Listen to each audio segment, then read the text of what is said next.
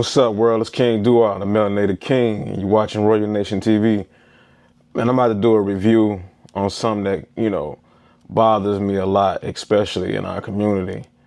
When I started this Royal Nation YouTube podcast type of thing many years ago, the purpose of me starting that was for me to interview minority entrepreneurs. Of course, some of my celebrity friends, entertainers, and so on and so forth.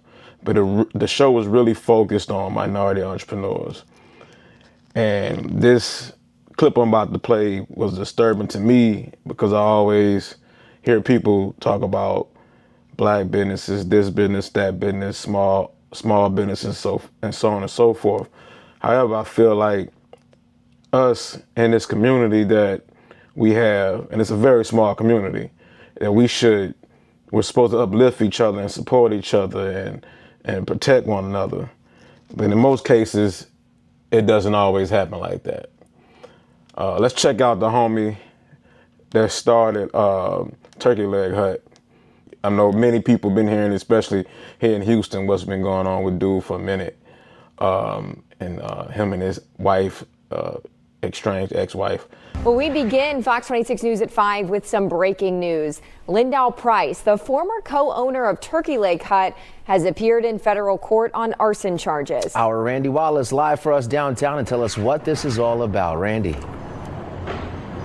Yeah, Anthony. Now, this afternoon, Turkey Leg Hut owner Lynn Price was arraigned on charges of conspiracy to commit arson of a commercial building and conspiracy to use an interstate facility to commit arson of a vehicle. This is video from the June of 2020 fire. People can be seen pouring gasoline around the entrance ramp to bar. So this is the crazy part about this, right?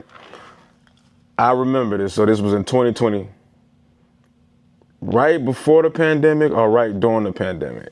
And of course, Houston was on and popping. We didn't shut down. There was people flying all over. I remember when my family and them opened up the address, they had people coming from all over spending 10 grand just for a section because nobody else was open across America, right? So, anywho, this had happened. This was big around that time. And everybody, it was rumors going on. People thought that the owner had did that to try to collect the insurance money. Then there was other rumors about the owner of Turkey Leg Hut, right? It's crazy. According to court documents, the owner of 5015 was a former co-owner of the Turkey Leg Hut and Price's business partner. Now, prior to the arson, the indictment alleges in April 2020, Lynn Price also paid John Price and others to set fire to a stolen blue 1975 Chevy Nova. John Price's attorney had this to say following this afternoon's arraignment. So today was just an initial arraignment where we stood before the judge and pled not guilty to the charges that have been brought against Mr. Price, John Price. This is a classic example of being very mindful of the company that you keep. Sometimes the company that you keep can get you in trouble.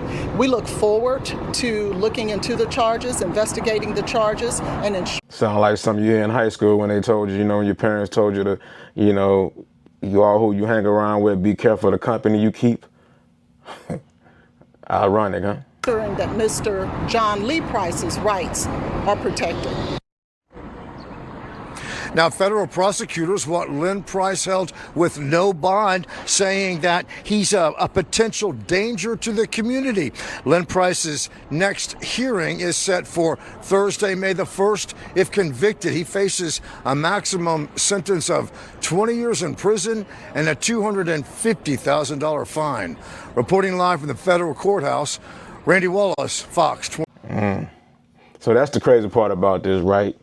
You got somebody that actually, I don't want to get into the whole story on why all this happened and why he burned down the place. And, I don't want to speculate on that because I got half the story. There's 3 parts to a story. So I don't want to go off of that until you actually read the court reportings on when they go to trial for this. But these both people, we do know as a fact that both of these parties were business partners. Both had money. One of them had money involved with something else, right? And then I won't go into the other details of that situation. But yeah, man, it's kind of sad. I think we all need to definitely learn from this and also understand the only way the black community, black America, but this particular area down Alameda, they were trying to do that. And how you gonna do that when you're bickering and fighting against each other? So it's definitely a problem that us, my people, need to come together. Well, you know, our backyard, behind the walls, talk about what we got going on in our community. On that note, I'm King Dua. My opinion. Peace.